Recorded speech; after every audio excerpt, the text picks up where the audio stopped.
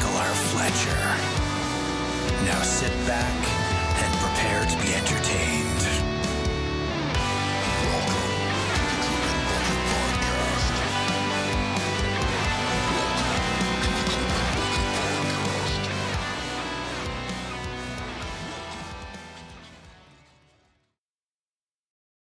Welcome back to the Dripping Bucket, where a bunch of people come and talk about books and shit. And I've got Michael Fletcher, the meat puppet, sitting in his chair, looking almost alive and very gray. And we've got D B Rook on with us as a guest. D B Rook is a member of Fan-Fi Addict, the big Fan-Fi Addict family. And he's also here to talk a little bit about what he's learned from his debut, which I find endlessly fascinating just because I'm on the far end of it now. I've done the first one, the second one, and now I'm on the third one, and I keep kind of looking back. So you've mastered everything. Yeah, There's nothing left for you to learn. You have not what I was going to say. Ascended to the greatest of heights. Mastered your craft. I keep looking backwards, thinking, God, there's some stuff I wish I would have known back then. And so now, when we have the chance to talk to people who are, in the process of learning these things, I feel like we kind of throw other writers a bone by talking about the things that we learned, and maybe we can save other people a few steps that drove me insane. Yeah.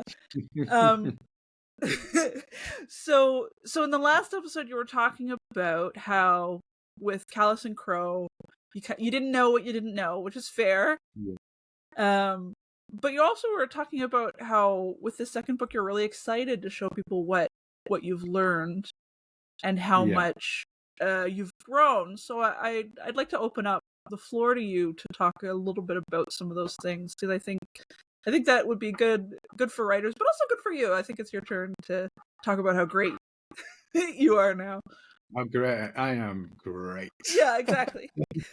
Very comfortable saying that. Yeah. So apart from all the general sort of writing craft and the kind of editing process, I mean, I found the idea of editing so terrifying at first that I've written this goddamn book, every word of it I wrote, and you want me to go back through it again? Like, what kind of evil is this? And then, I mean, I'm not a huge Gaiman fan.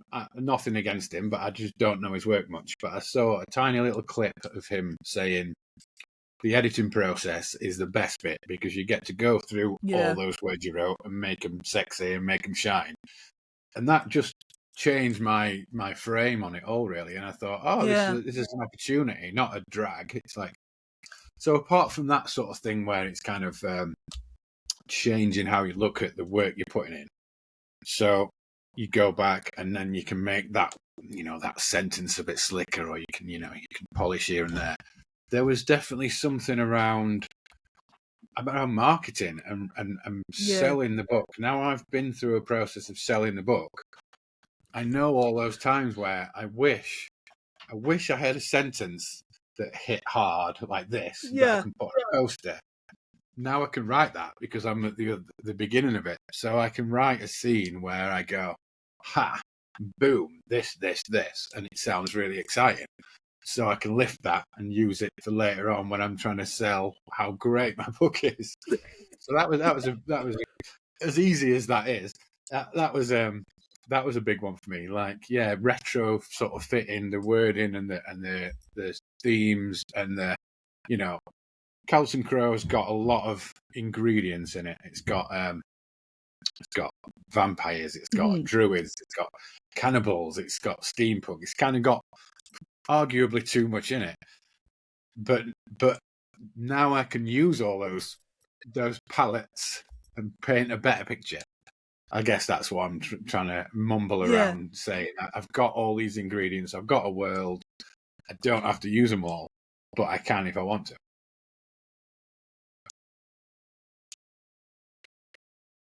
Yeah, and you kind of learn. You kind of learn to see your work from a more removed position. I think that's what I went through, a similar thing where when I was drafting early stuff, I was like, but I love the book I wrote. Why would I change it? And watching other writers talk about how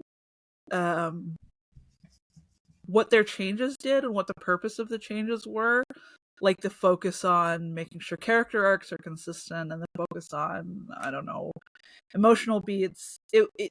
I had the same realization of I could love it more and it could do what I'm trying to do better if I just give it that time.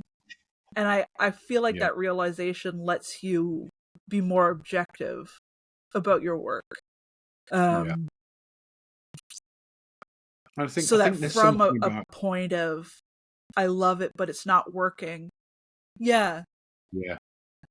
I think there's something about having written a book. Yeah, go and ahead. Listened to all the advice, read all the inspirational quotes for writers on the internet, and you should do this, you should do that. Every single letter should advance the plot, all that stuff. And then you see Michael R Fletcher saying, "Scrap the rule book." You can think, okay, the rule book is gone. It's gone. So I wrote a book. There's some rules in it. Now I know which ones to ignore and which ones to use. So I don't know. There's a bit of a freedom about kind of being you, I guess, being you and your voice and knowing which bits to ignore. The first book is kind of all really about finding who you are. And then the second book, you actually get to write do that like you write. Whereas the first book, I mean, my first book was me trying to be Neil Stephenson.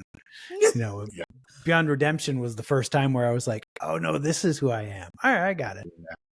But nice. That's a big growth step.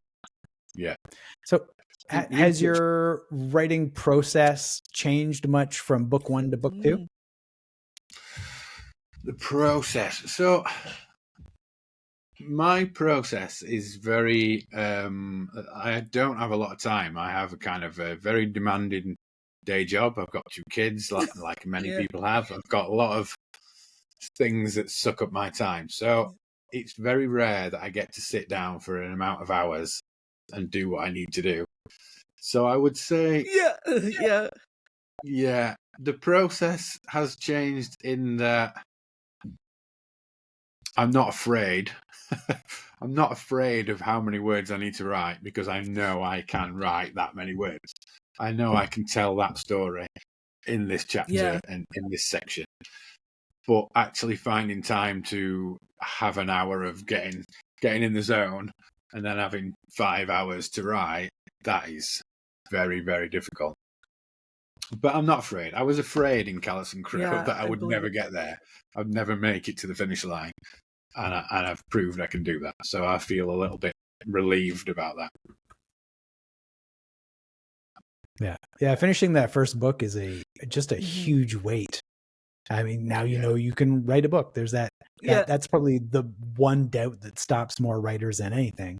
Once you've murdered the shit out of that one, book 2, not that it's easy, but you don't have to deal with that doubt. You get to have fun with all the other ones. I recycle that doubt over and over again, and I feel it every single time. It's like the last one was a fluke, and I'll never do this again. The last 2 were a fluke, and I'll never do this again.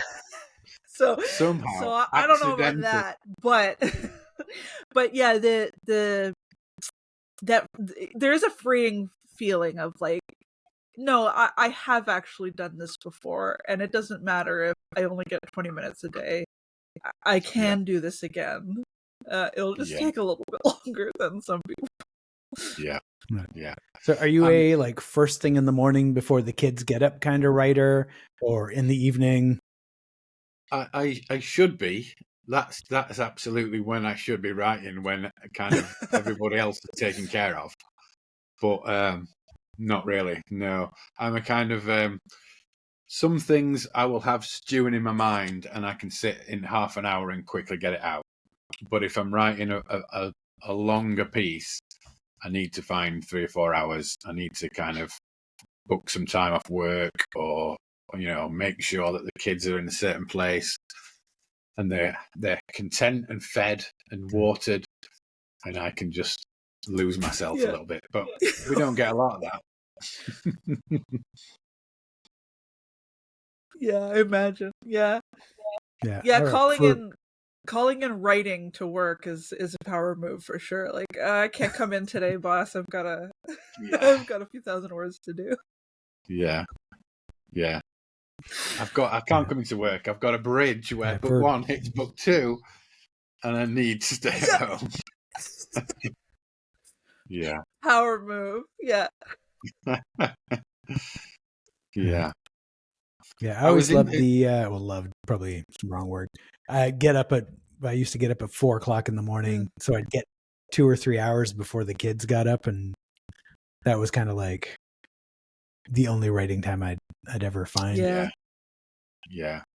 Yeah, same. When I'm feeling especially like stressed out about deadlines, I'll resort to the same thing of like getting up when the house is quiet. I can pretend I'm the only person in the world and this is the only thing that matters, and I can just like head down and go.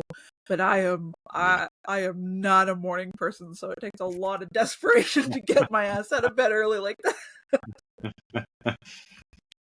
Yeah.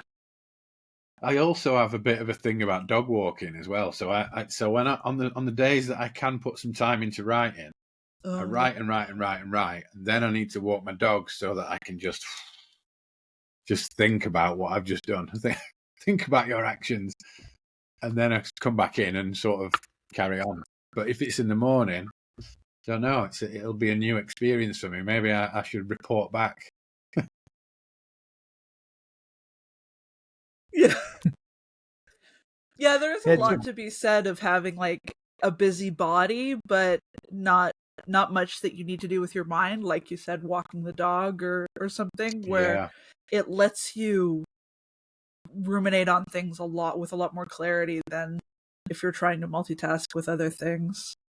Yeah. Or if you're sitting and staring at the screen going, oh, why won't this work? Yeah. If you've not got a keyboard near your hand, then your brain is free to think rather than adjust. Yeah. So exactly. I think that's really helpful. Yeah. Yeah. Yeah. I think another thing I was thinking as something that I learned, and you touched on it earlier, about the idea that every word needs to advance the plot, every single bit needs to advance the plot, and I don't think that I believe in that. I obviously take something from it, but I like stories that I can put myself in. I can smell the gunpowder. I can slip in their blood and guts. So I think a lot of my sort of learning is around that. I might write a passage that's not advancing the plot, but it's putting you in my world, and you can smell the stench and you can feel the texture, and I get off on that. So I'm going to put that forward for my readers. No plot advancement. Yeah. Oh, there's definitely yeah. There's a time to be really tight and to be, nailing a scene and moving the plot. And then there's a time for immersion. Yeah. And, absolutely. That's at times almost more fun to write than the action stuff. Is where you just sort of sit there and you sort of try and soak yourself into the scene. And you go, okay, now how do I take this and jam it into somebody else's brain so that they're seeing what I'm seeing? That's the magic. That's I love problem solving, and to me that is the ultimate problem. Like, I can see a scene and I can smell this hairy beast or whatever it is, but somebody else has got to come along with me, and that's what I love about writing. Yeah. Have we lost Krystle? Yeah, I'm just making sure she's not messaging me somewhere else. Nope. All right, she'll pop back in, I'm sure. Yeah. And so otherwise, I like how you handle, are you sort of a like plotter versus pantser? Are you just winging as you go, or do you have like sort of a detailed plan for each book in advance? I've got a plot, I've got an outline, but I'm very careful not to keep it too rigid. So there's a number of things through Callous and Crow that when I first started writing it, I completely smashed the outline and went somewhere else. And I'm so grateful that I did. So I've got an outline and I know what's going to happen by the end of each book. But I don't like being written into a corner as well. So I like the freedom of going, right, this has got, in this scene, this has got to happen, this has got to happen, and then it's got to move on to this scene. And I like the freedom of doing that. So I like a skeleton, but a flexible skeleton. Yeah. I think that's what I was saying about the shorts as well. The short stories much the same. Yeah. You've got to give your brain chance to evolve on your journey. And I think that's partly why I was writing the shorts as well. Short stories, very different beast from novels. Yeah. Kind of in a way, much harder. They're like writing a really solid, really good short story is freaking difficult. Yeah. I find the difficulty is, why are you writing a short story? Why is this body of work short? What's it trying to achieve? What are you doing? What's the point? Yeah. And you've got to have an answer for that. Yeah. Oh, she is back. I'm back. Yeah, my internet, I guess there was a repair happening today, and so they turned it off for a bit, and I did not know. So we did solve world peace in your absence. Yep. Yeah. We were talking about stuff and things. Yeah, you're not gonna tell me what you're talking about. Stuff and things. Fine. Yeah, both of them. I'll have to listen and find out what was said. You may continue talking about stuff and things. No, we were mostly trash talking you, and now it's awkward. So you know. Oh no, that's okay. I can contribute. There's nothing you can say about me that I haven't already said about myself. Okay, so unless you already covered this, in which case you can ignore me. But one thing that I was wondering, you talked about what you were able to learn as a writer, but also, is there some stuff that you learned as a published author that you're excited to apply to the second book? Interesting, yeah. In a similar fashion of, I didn't know before, but now I do know, so I can do it. Yeah. So there is a great deal of something around imposter syndrome there. So I struggle with imposter syndrome in many aspects of my life, but there's got to be a point where enough facts are presented to you where you have to listen to the positive. And I guess my book it's kind of under the radar. It's not huge. I don't sell billions of books every day, but I would be a fool if I ignored the many people that have enjoyed that book and read it all the way through and and talk about it and care about it. So if I was to say, no, my book is dreadful, that's pretty disrespectful to these people. So going into book 2, I'm a little bit like, yes, I can write a book, and yes, you will enjoy it, and yes, I enjoyed it. Let's go. So it's a much more positive place to be than I wrote a book. It may be awful. You may hate every single word. That's kind of not doing anyone any good, is it? Really sorry. Yeah, I'm sorry I wasted your time. Yeah. And it's very unlikely that I will accidentally arrange 100,000 words by accident to be entertaining. So hopefully I did it on purpose and it was good. Yeah. Got more confidence than I've ever had. I'm still convinced I did it by accident. Now, how about you, Fletch? 1,700 books in. Do you still feel like you're doing it by accident, or do you know what you're doing?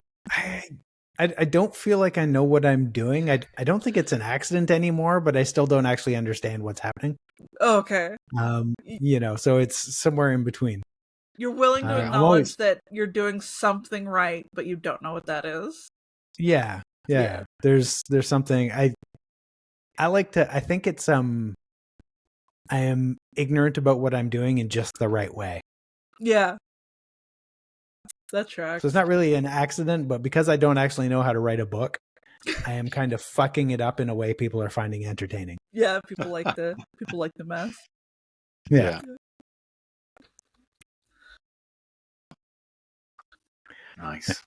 That's why you get the I was not expecting that ending. It's like, yeah, me either. We're along for the same ride, folks. Yeah.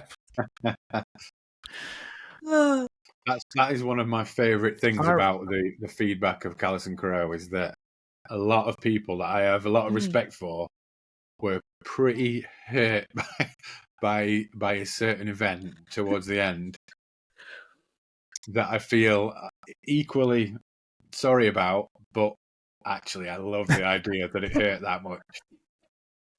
I think that's a good job. There's a very specific kind of sadism and masochism in us as writers where I found that like I was when I was reading over book 3, I came up to a scene and I knew what was gonna happen, but because it had been so long since I worked on it, I wasn't sure if it was gonna be good. And going through it, like I winced a couple of times, like, oh buddy, I'm sorry. And then I remember saying out loud, like, oh, I'm really happy with how much this is hurting me. This is good. It's like, man, in any other context, I don't know, that might get me committed, but I'm a writer, I'm allowed. Yeah, definitely. There's got to be some perks.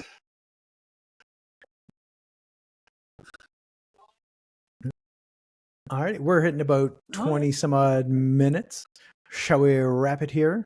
Yeah, I guess I would, with one parting thought, if you had a little piece of advice that you could have given yourself before you published Callous and Crow, what do you think you would have liked to have known back then that you know now? I think the biggest thing and the thing that terrified me when I first released Callous and Crow was the amount of people from all walks of life that were now able to read my soul on a page. And yeah, I guess the advice would be all the criticism and all the things that you've got queued up in your head that are going to go wrong and that aren't going to work and people are going to laugh at, just get rid of it. Get rid of it, because even if they do laugh at you, that's not going to help that you know it's coming. So just get rid of it and get it written and go. Yeah, that's a really good point. I think I agree too, where, at first we're terrified of it, but after a few of these people come to us and tell us that they felt really, seen or comforted or appropriately horrified, suddenly it becomes a really beautiful thing, this millions of people that could potentially see our souls, because maybe they needed to see it. Yeah, and I'm definitely going into unless you're Fletcher. Yeah, unless you're Fletcher, in which case there's no soul. It's just a shard of obsidian. Yeah, autobiography. Well, exactly. Thank you so much for coming by. I think that was a lot of fun. Technical problems aside, there's always something going wrong here. Yeah, so I'm looking forward to seeing how the second launch goes for you. So maybe we'll have you back to talk about how much different it is to do one to the other. I might be a little bit grayer if that's possible. Each book ages us. I'm only about 10 years per. Write a book, it'll be fun. Such a good stress relief. Yeah, right. Thank Well, you very thank much. So, yeah, thanks for joining us. Yeah. All right. Thanks so much for coming by, and we'll be back again with some other poor soul